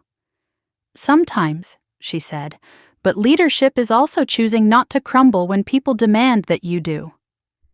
The wind shifted, carrying the faint sound of chanting from beyond the gates. My name, over and over, not in anger now, in support. I never asked for this, I whispered. No one ever asks for real growth, Jordan replied. It arrives, often violently. I turned to her, surprised by the softness in her eyes. Mrs. Rowan believes in you, she said. Whether or not I do doesn't matter yet. Yet? I asked. A ghost of a smile touched her lips. We'll see. Before I could respond, my phone buzzed. A message from an unknown number. Dad's under federal investigation. Mom is panicking. Come home, please. The sender, Chloe. A tremor passed through me. The city might have started listening to the truth, but my family was beginning to drown in it, and they weren't done pulling on me yet. I let the phone screen dim, my breath clouding the cold night air. Tomorrow would be worse. Tomorrow, I would have to face the fall of the Alden family. But tonight, I finally understood something. The truth wasn't destroying me, it was setting me free. The conference room felt colder than usual, as if someone had lowered the temperature to keep everyone sharp. Or maybe it was just me, sitting across the polished table from Maeve and Jordan while a stack of documents waited between us like a verdict nobody wanted to deliver. Jordan slid the top file toward me. Before you decide your next move, you need to see what federal investigators have compiled. My throat tightened. The cover page alone made my pulse spike. Alden Heritage Homes. Case summary, preliminary findings. I opened it with trembling fingers. As I read, the words blurred together, forming a story I already feared but had never seen written this plainly. My father had falsified vendor contracts, created shell companies, altered invoices to pocket funds intended for low-income housing, and then the dagger, systemic misappropriation sustained by internal parties. Internal parties. I forced myself to keep reading. Multiple individuals within Alden Heritage Homes and affiliated organizations participated knowingly, including key administrative staff and outside contractors. Another line, evidence suggests a deliberate pattern of behavior designed to obscure the origin of falsified documents. I looked up. Who else was involved? Jordan tapped the page with her pen. That's what investigators are determining now, but the pattern shows he didn't act alone. A tremor crawled up my spine. You think someone here helped him? Maeve's silence answered before she did. There are signs, she said softly, that someone with access to Foundation archives leaked restricted material to your father years ago. And recently. Recently? Who has access? I asked. 3 people, Jordan replied. Maeve, myself, and Clarence. My breath stopped. Clarence? He has been with this estate for decades, Jordan said, long enough to build loyalties we don't fully understand. But he's been kind to me, I whispered. Kindness doesn't preclude secrets, Maeve said gently. My stomach churned. The idea of Clarence, steady, warm, patient, being involved in my father's corruption made my palms sweat. But this wasn't about what I wanted to believe. It was about truth, and truth rarely matched comfort. Maeve leaned forward, her voice calm but firm. Serena, before we continue, we need to ask if you believe you can remain impartial. Your family is now at the center of a federal investigation. You will be asked to make decisions that could affect them. I gripped the armrest to stay grounded.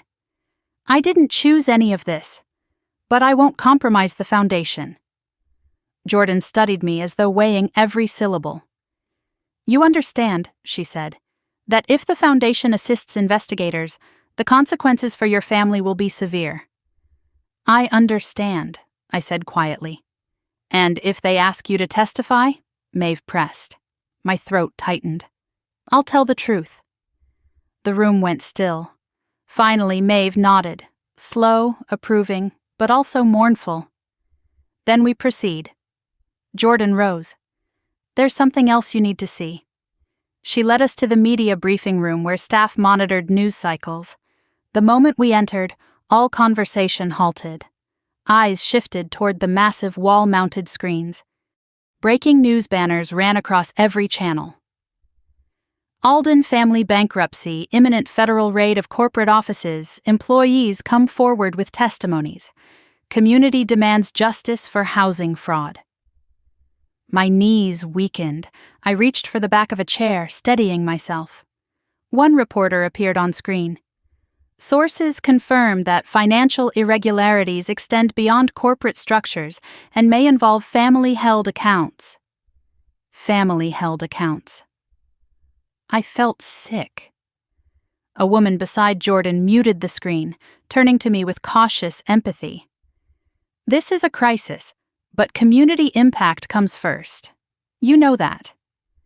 I nodded mechanically, but the words hit a vulnerable part of me, the place that still hoped my family might change, might grow, might admit what they had done. Before I could think more, Maeve touched my arm. Come with me.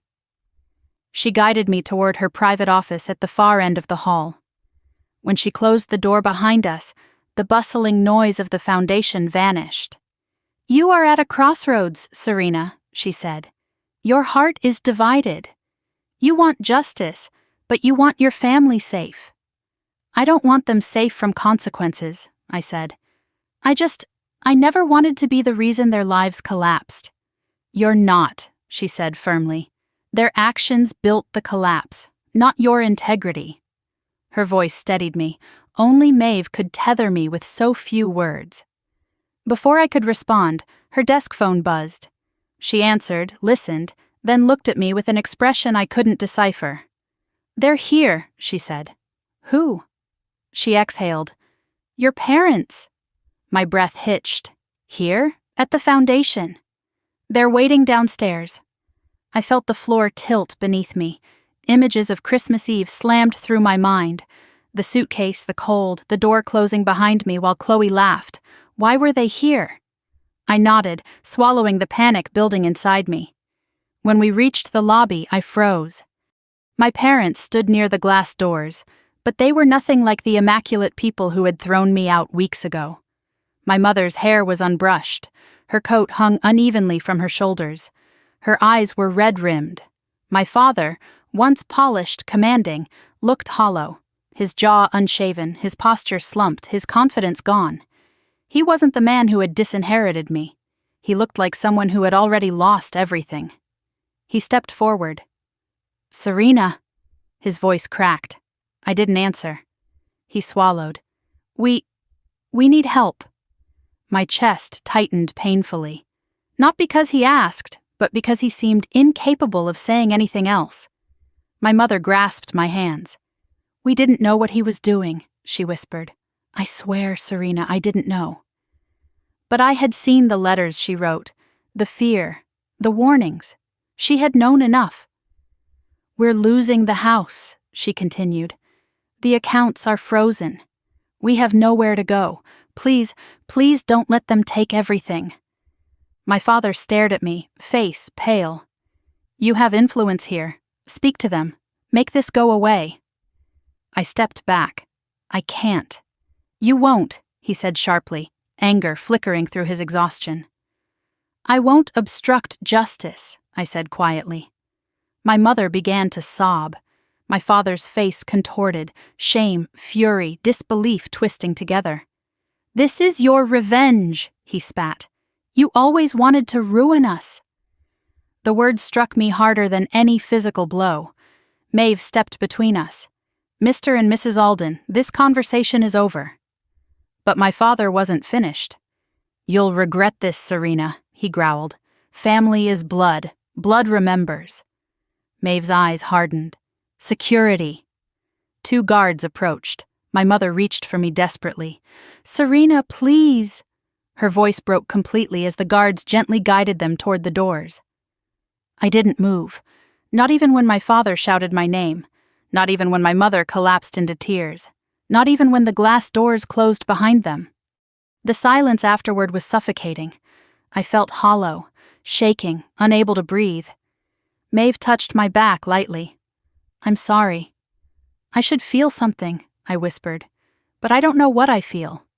Shock, she said softly, and truth. Both are heavy. I nodded weakly. That night, the foundation grew strangely quiet, as though the building were holding its breath with me. I walked the halls alone until I reached the courtyard, a small square of winter roses and stone benches. I sat, pulling my knees close, letting the cold seep through my clothes until my breath formed clouds in the air. I heard footsteps. Jordan sat beside me, not saying a word. We stared at the pale winter sky together. After a long silence, she spoke. The moment a person stops begging for love from those who deny it, that's the moment they begin to heal. I closed my eyes. I don't know how to heal, I said. You don't have to know, she replied.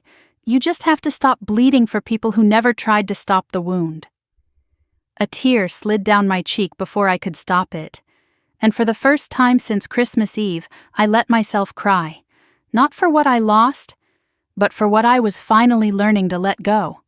Tomorrow would bring fallout, investigations, consequences, choices. But tonight, for the first time in my life, I wasn't drowning in my family's sins. I was surfacing. The storm hit just after dawn, a hard, rattling rain that clung to the windows of my suite like stubborn ghosts. I stood at the glass, staring at the rippling grounds below, letting the weight of the previous days settle across my shoulders. The world outside Rowan Estate felt distant, blurred by both weather and consequence. Inside, the quiet carried a different kind of heaviness, anticipation, tension, truth pressing against the walls. At 7 sharp, someone knocked on my door. "Miss Alden," Jordan's voice came through, low but firm. "It's time." I opened the door to find her already dressed in tailored black, hair smooth and severe, tablet tucked beneath her arm. She studied my face for a long moment. "Are you ready for today's responsibilities?" she asked. "I don't know," I said honestly, "but I'm here." She gave the smallest nod approval or acknowledgement, I couldn't tell. "Mrs. Rowan is in the boardroom. She wants you present for the oversight review." My stomach tightened. The oversight review, the biggest internal meeting of the quarter, and today, apparently, I would sit in the room where every decision about funding, fraud protection, and public response was made. "Why me?" I asked as we walked. "Because you need to understand what leadership requires," she said. "And because transparency demands that you witness the fallout of your father's actions." The words stung, even though she spoke them without malice. When we reached the boardroom, the air shifted around us. It wasn't a conference table. It was an arena. 12 board members lined the perimeter, each with folders open, eyes sharp, expressions unreadable. Maeve sat at the head of the table, composed and commanding. Jordan and I took our seats at the side. Maeve looked up. "Let's begin." A senior analyst started the briefing, laying out red-tagged case notes that displayed a timeline of my father's fraud extending over a decade. Each revelation felt like another blow I wasn't prepared for. Misused grants, ghost vendors, laundered funds disguised as community initiatives. And then, the part that made my pulse pound hardest. Slide after slide showing internal document requests, leaked emails, and restricted notes someone had exported from inside the foundation. Someone had fed my father information. Someone here. A ripple of unease crossed the table. Maeve turned toward Jordan. "Status of the internal inquiry?" Jordan tapped her tablet. "We're examining login histories going back 5 years.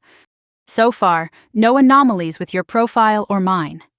"And Clarence?" one board member asked. "We're reviewing his access logs next." Something in the room shifted. A collective holding of breath.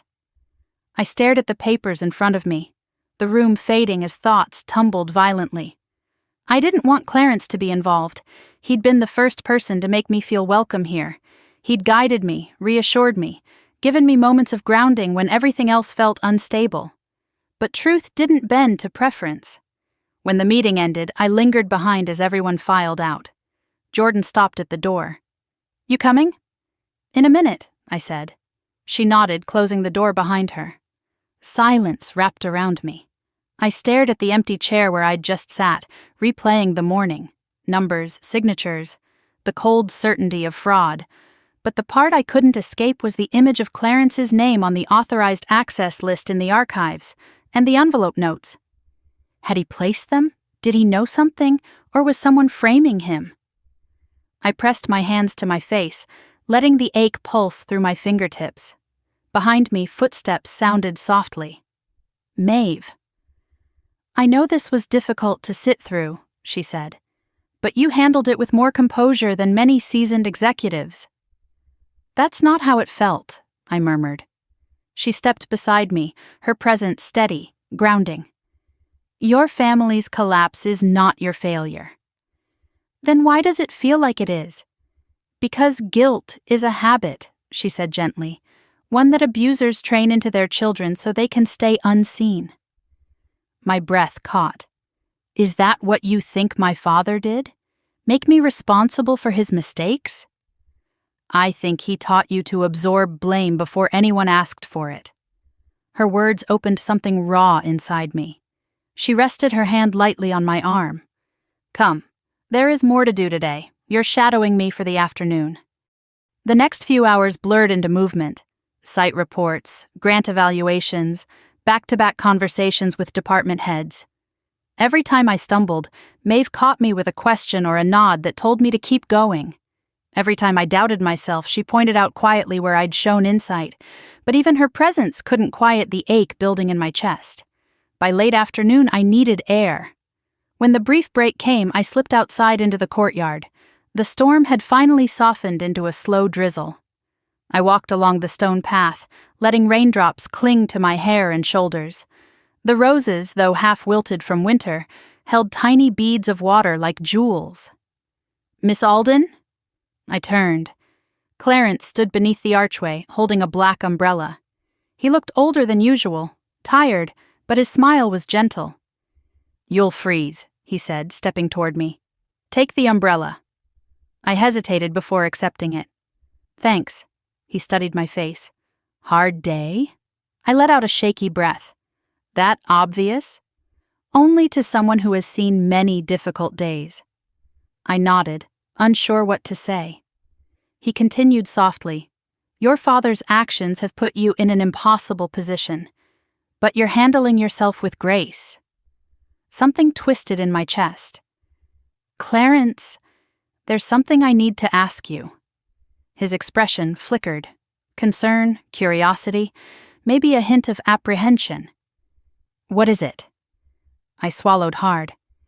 "Did you ever share Foundation documents with my father?" A long silence.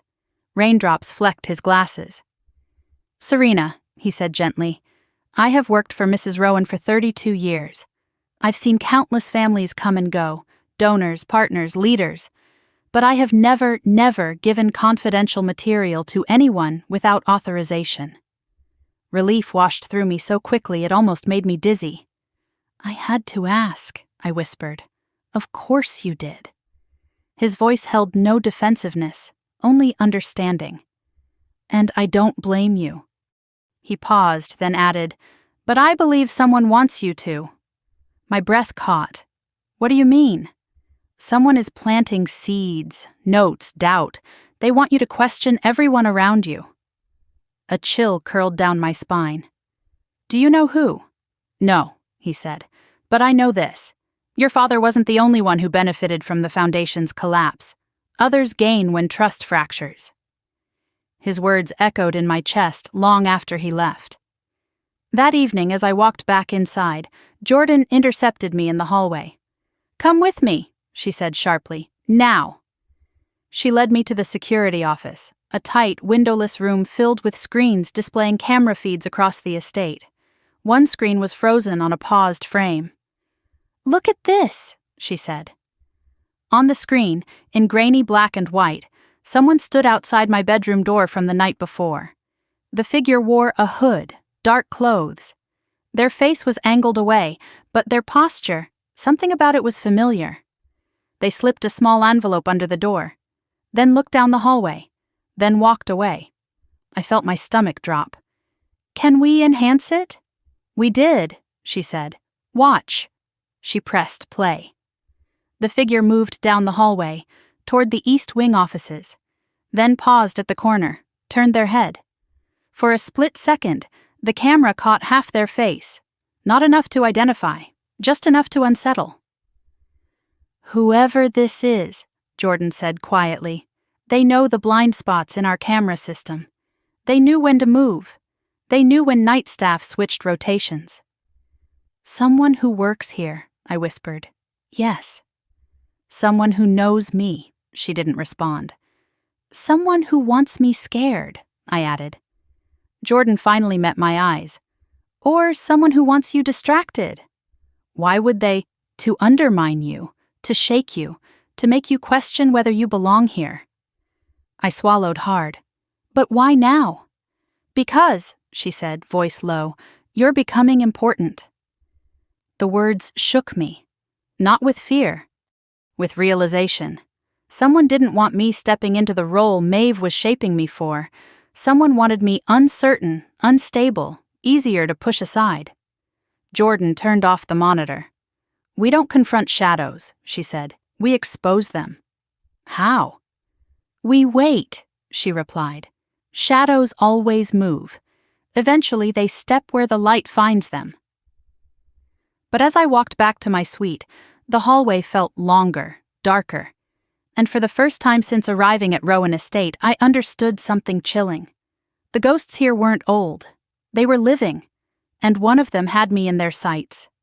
The morning of the site visit began before sunrise, the sky still a deep slate blue, the air sharp enough to sting my lungs as I stepped outside. A black SUV idled near the entrance of Rowan Estate, headlights cutting through the mist. Maeve waited beside it, wrapped in a long charcoal coat, her breath visible in soft plumes. Good, she said when she saw me. You're early. Truthfully, I hadn't slept, not after seeing the hooded figure on the security footage, not after realizing someone inside the estate had been watching me closely enough to slip envelopes under my door. My nerves had burned until dawn, but I forced myself to look composed. I'm ready, I said, hoping it sounded true. Jordan slid into the front passenger seat. I took my place in the back beside Maeve, and for a moment, as the doors closed and the estate receded behind us, I felt a flicker of safety, or at least distance. The drive into the city was quiet except for the hum of the engine. I watched fog crawl across the pavement, tall buildings slowly emerging as we crossed the bridge toward Eastwood Community Village, the Foundation's largest housing project to date, and the site of today's progress review. You've been in many meetings, Maeve said softly, but this is your first time seeing the work in motion. In real weather, with real families, under real pressure? I understand. You'll be expected to speak with confidence, not because you have authority yet, but because people look for certainty when their lives depend on it. I nodded, though the words tightened something inside me. As we entered Eastwood, the SUV passed rows of 4-story buildings painted in bright pastels. Children bundled in coats ran between courtyards. Volunteers unloaded crates of winter supplies. A nurse wheeled a portable heater toward a family huddled beneath a tent. It didn't feel like a construction zone. It felt like a fragile city built out of survival. When we stepped out, wind sliced across my face. A woman in a navy beanie hurried toward us, clipboard in hand. Mrs. Rowan, Ms. Hale, welcome. And you must be Serena. Her smile was warm despite the cold. I'm Nina, project coordinator. She led us toward the central building, shouting updates as we walked. 26 units completed, 12 more by next week. Plumbing inspection passed this morning. Food deliveries running behind schedule, but the emergency trucks should be here by noon. Maeve listened without interrupting. Jordan occasionally asked pointed questions, each one slicing through details like a scalpel. And then finally, Nina looked at me. We're struggling with one thing, she said. Some families are refusing transitional housing because rumors are spreading that the funding might collapse. They think the foundation might pull out. My stomach tightened. Where did they hear that? Online mostly, people talking about the Alden investigation, saying our donors are unstable, saying we're next. I froze. Jordan's gaze flicked to me. Maeve's expression did not change, but her hand brushed my arm as if to say, breathe. People fear what they don't understand, Maeve said calmly. Let's dispel the rumor ourselves. We gathered residents and volunteers in the main courtyard, where a portable mic had been set up for outdoor announcements. Snow flurries drifted lightly. Faces turned toward us, tired, hopeful, wary. Maeve took the mic first. I know you're hearing frightening things, she said. Let me be clear. This project is not at risk. The foundation is stable. Your homes are stable. We are here, and we are not leaving. The crowd murmured, but the tension eased. Then she turned to me. Serena, she said, offering the mic. Tell them why we build places like this. My breath snagged. Me? Jordan whispered. Step forward. I forced my feet onto the small platform, my pulse pounding in my ears. 100 faces watched. Families, volunteers, children clutching blankets, people whose lives were hanging on the stability of this project. People who needed hope, real hope, not polished guarantees. The words rose slowly, shaky at first. I know what it feels like to lose your home, I said. Silence washed over the courtyard. I know what it feels like to stand outside in the cold with nothing but a suitcase and fear. A ripple moved through the crowd, some heads nodding, others simply listening harder. I wasn't homeless long, I said, but long enough to understand how easily someone's life can unravel, and long enough to know that rebuilding that life requires more than shelter. Wind brushed my cheeks. A child tugged their mother's sleeve, listening. This place, I gestured around us, isn't just about roofs and walls. It's about dignity. It's about remembering that everyone deserves a chance to begin again, with warmth, with safety, with community. I swallowed the lump in my throat. The rumors you're hearing aren't true. This project is not going anywhere. Neither am I, and neither is the foundation. A stillness hung in the air. Then someone clapped, then another. And suddenly the entire courtyard erupted into applause. Loud, warm, real. My chest tightened, not with fear, but with something startling. Belonging. When the applause faded, Nina touched my arm lightly. That was exactly what they needed, she whispered. Maeve's eyes held a quiet pride. Jordan's expression shifted, barely, but enough to register approval. The rest of the day was spent touring units, checking progress, listening to concerns. Residents approached me with questions.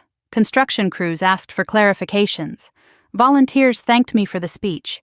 Each moment chipped away at the part of me still shaped by my family's rejection. Leadership didn't feel like authority. It felt like service. By the time we returned to the SUV, exhaustion clung to my bones, but beneath it simmered a fierce determination I hadn't felt before. As the city skyline faded in the distance, Maeve finally spoke. You found your voice today. I didn't know what I'd say until I said it. That's often when truth is loudest, she replied. Jordan glanced back at me. And people listened. The warmth that rose in my chest surprised me, but the moment was short-lived. When we arrived back at Rowan Estate, a black sedan waited near the entrance. Its tinted windows reflected the winter sun like ink. Jordan stiffened. Do you recognize that vehicle? No, I whispered. The sedan door opened. My heart dropped. Chloe stepped out, but she wasn't alone. Behind her, my father, in handcuffs. 2 federal agents escorted him toward the estate. My breath vanished. Chloe rushed toward me, eyes swollen from crying.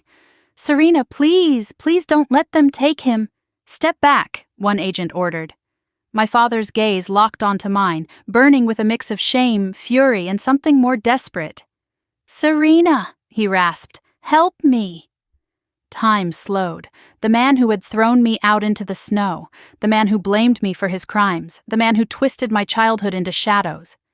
He reached for me with cuffed hands. For the first time in my life, I didn't move toward him.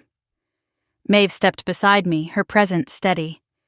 This is not your burden, she said softly. But my father's voice cut through the cold air. You think she cares about you? He spat. You're just a tool, Serena, a charity case she can parade around. You'll never belong here. Pain lanced through me, sharp and familiar. But this time, it didn't anchor me. It ignited something. Strength. I met his gaze and spoke clearly, steadily. I belong wherever truth matters. That's why you don't. His face twisted, fury overtaking fear. The agents pulled him toward the sedan. Chloe broke into sobs, collapsing to her knees as they drove away. And I stood still. No shaking, no breaking, just breathing. Maeve touched my arm. You chose integrity today. Again. Jordan nodded slowly, a rare softness in her eyes. You're no longer running from your past, she said. You're confronting it. I exhaled. Snow began to fall, quiet, soft flakes settling across the estate like a promise. For the first time since Christmas Eve, the cold didn't scare me. The news broke before sunrise. Front-page headlines, push alerts buzzing like angry insects across every screen in the Foundation's media room.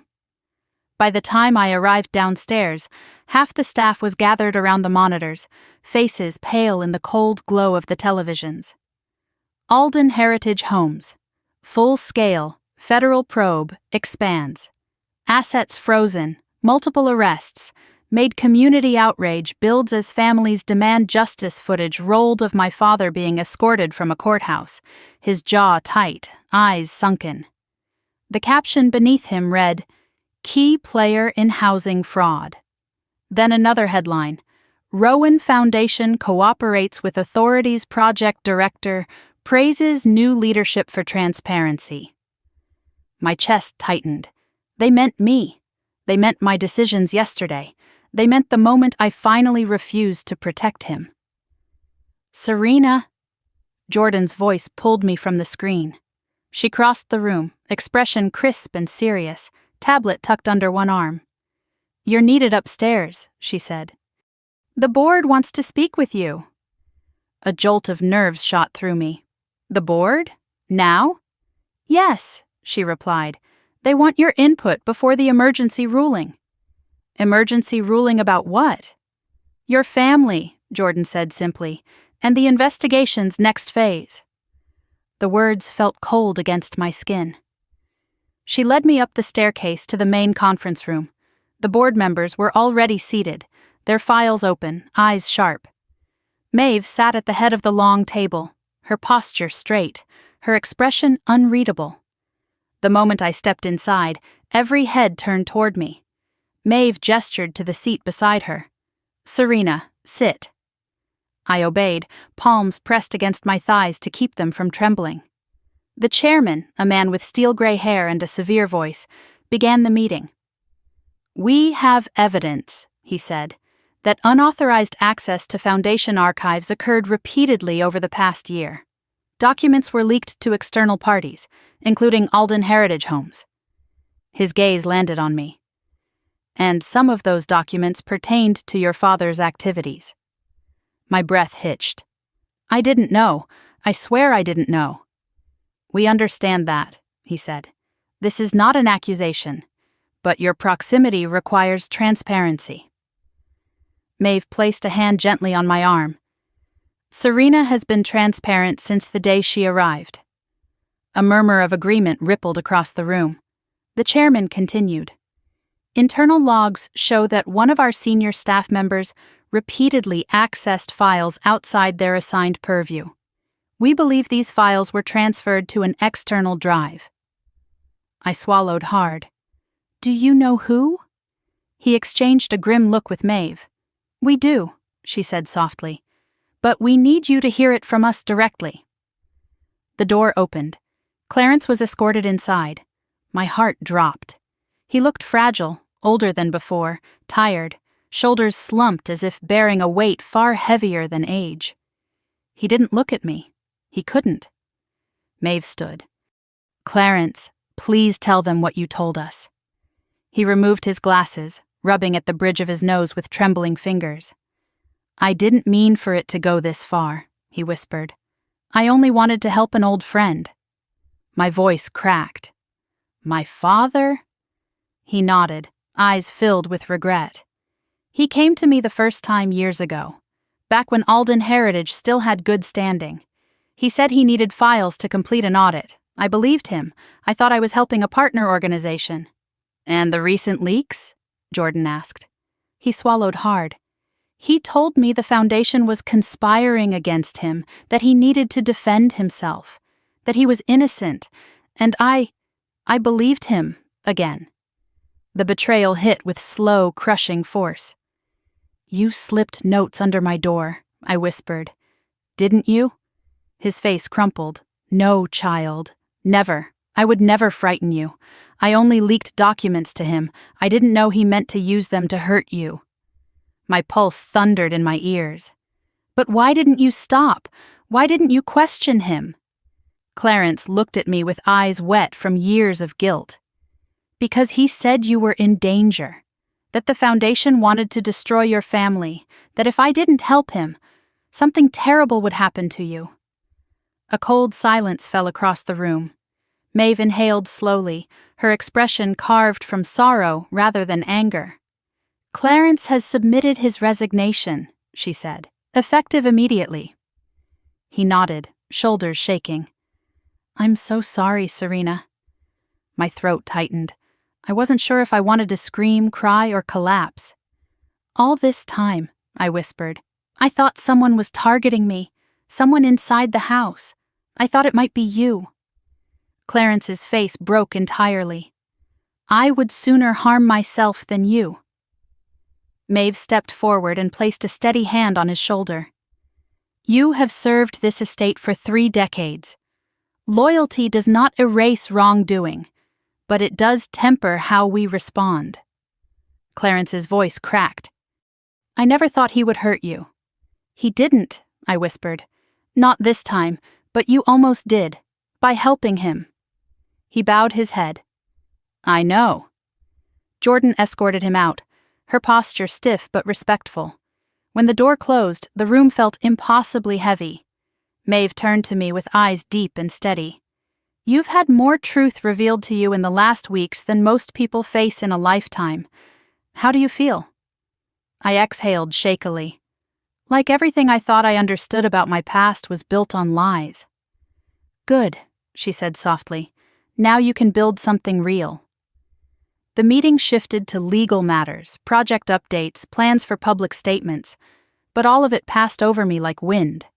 My mind was still with Clarence in that room, with the warmth of his guiding hand, with the quiet betrayal hidden beneath kindness. I didn't know which hurt more. Later that afternoon, after hours of briefings and statements and calls, I found myself in the grand hallway outside the archives, the very place where Clarence's name had once been engraved on a small brass plaque. Maeve joined me quietly. "Losing trust in someone you admired," she said, "is a particular kind of grief." "I trusted him," I whispered, "more than almost anyone here." "And he cared for you deeply," she replied, "but caring is not the same as protecting." I closed my eyes. "I don't know how to forgive this." "That is because you think forgiveness is release," she said. "It is not. Forgiveness is choosing not to carry someone else's mistakes as your own." The words settled into me like embers. Later, when I returned to my suite, I found another envelope under my door. My breath froze. But this time, when I opened it, there was no threat, no slanted handwriting, no ominous message, just a single, small object. A brass key. Attached to a note in Maeve's steady handwriting, "You are ready for the next door." My pulse quickened. I knew which door she meant. The one I had never been allowed to open. The legacy room. I clutched the key, feeling its weight. Not heavy, not light, but unmistakably significant. The truth wasn't done with me. And now, I wasn't done with it either. The brass key trembled slightly between my fingers as I walked the long corridor toward the archive wing. Every step echoed, soft but certain, as though the house itself acknowledged what this moment meant. For weeks I'd been circling the truth. Now I was walking straight into it. The legacy room waited at the very end of the hall. Tall door, frosted glass, a narrow beam of morning light stretching across the floor like an invitation. Or a warning. I paused, exhaled once, then slid the key into the lock. It turned with a smooth click. Inside, the air felt cooler. Still. Books lined the walls in symmetrical rows. Metal cabinets sat in neat columns. But the room's center held a single oak table, and on that table waited a leather-bound folder etched with gold letters. Rowan Foundation. Succession Prospects. My heart pounded as I approached, the hush of the room amplifying each breath. I opened the cover slowly. My name was on the first page, Serena Alden, Preliminary Evaluation. My throat tightened. Beneath my name sat detailed assessments, leadership notes, crisis response metrics, interpersonal analysis, ethical reasoning, adaptability under pressure. Every observation from the last 6 months, captured with meticulous care. Strengths: integrity under duress, empathy tempered by logic, unwavering moral compass. Challenges: emotional self-blame, residual trauma response, difficulty accepting praise or stability. I swallowed, feeling exposed and seen in equal measure. The next page held something different. A sealed envelope labeled Final Determination. Open only in Maeve Rowan's presence. Before I could reach for it, the door behind me opened. Maeve stepped inside, her cane tapping softly against the stone floor. Her expression was gentle, almost serene, as though she'd been expecting me to arrive at exactly this moment. "I see you've found your place in the room," she said. I held up the folder. "This is everything?" "It's the path to everything," she corrected. I hesitated. "And the envelope?" "That," she said, walking closer, "is your crossroads." She placed a hand on the table beside the envelope, not touching it, but claiming the space around it.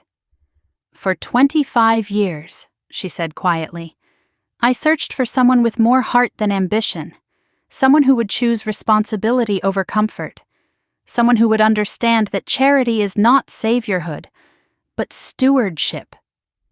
She looked directly into my eyes. "Serena, I believe you are that person." Emotion surged in my chest. Fear, disbelief, hope mingled into something almost overwhelming. "Why me? I didn't grow up wealthy. I don't know how to run an empire." "No one is born knowing," she said, "but people are born honest, born compassionate, born resilient. You have what cannot be taught." Her hand brushed the envelope. "If you open this," she said, "your life will no longer be your own. The foundation will be your legacy, your responsibility, your burden, your triumph. And if I don't open it, then you will still have a place here, a meaningful place, but not as my successor." Silence settled again, thick with possibility. My gaze drifted around the room, the cabinets filled with decades of service, the books recording a lifetime of impact, the table where countless decisions had shaped thousands of lives. I thought of the women in shelters, the families in transitional homes, the children in after-school programs. I thought of the girl I once was, sitting on a snow-covered bench with no home, no coat, no future. And then I thought of what I felt at the Eastwood site visit, the moment I spoke to a courtyard full of frightened families and saw their fear ease because someone had believed in them. "I want this," I whispered.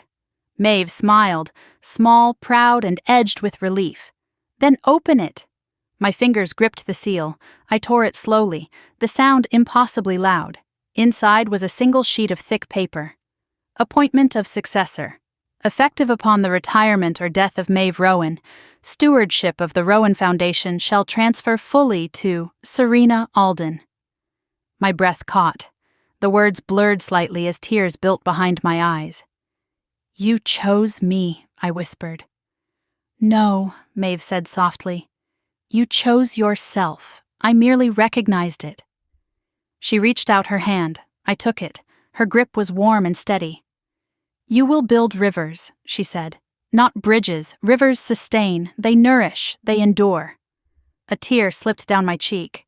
"I won't fail you." "You won't fail them," she corrected gently. The next weeks were a whirlwind.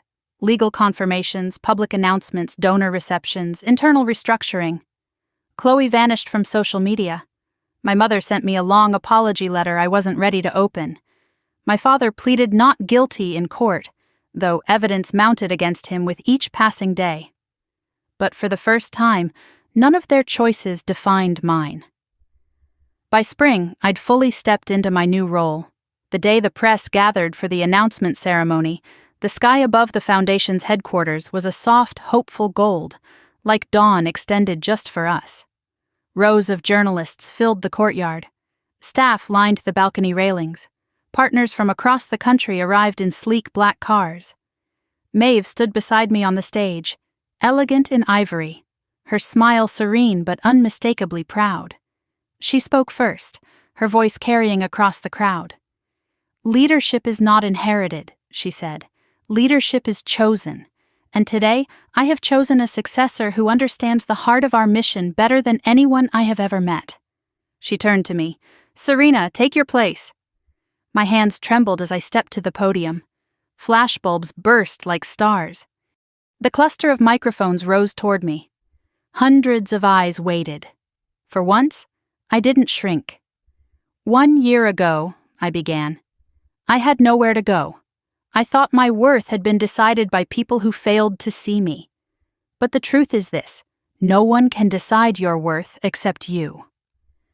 Silence fell, complete, reverent. This foundation exists for people who have been told they don't belong, for people who need a home, not just a house, for people who have been overlooked, underestimated, dismissed. The air warmed with applause, not loud yet, but building. I stand here today because someone chose to see potential instead of failure, and I promise to do the same for every person who steps through our doors. When the speech ended, the applause surged into a wave, washing over me like light. Someone handed me a bouquet. Someone else hugged me. Reporters shouted questions I didn't hear. All I could see was Maeve's proud, teary smile. Hours later, after the crowds dispersed, I slipped away to the quiet courtyard behind the building, the place where families gathered on weekends, where we held candlelight vigils for lost lives and celebrations for new beginnings. A little boy with mismatched gloves tugged at my sleeve. "Are you the new boss?" he asked. I knelt so we were eye level. "Something like that." He handed me a small dandelion, its petals bright despite the cool spring air. "For luck," he said. I smiled, truly smiled. "Thank you." He ran back to his mother, who waved at me with gratitude so pure it tightened my chest. This, I realized, was my home now. Not because of the power, not because of the title, but because I finally understood. Belonging isn't given, it's built, brick by brick, choice by choice, truth by truth. As I stood and watched families move through the courtyard, laughter echoing against the stone walls, I felt something shift inside me, a sense of completion, of reclamation, of quiet triumph. I had not just survived, I had risen. And I wasn't done rising. If you've ever fought your way through a storm you didn't deserve, if you've ever rebuilt yourself from pieces someone else shattered, tell me your story in the comments. And if you want more journeys of resilience, justice, and unexpected redemption, make sure you like this story and subscribe so you never miss what comes next. Your voice matters here. We rise together.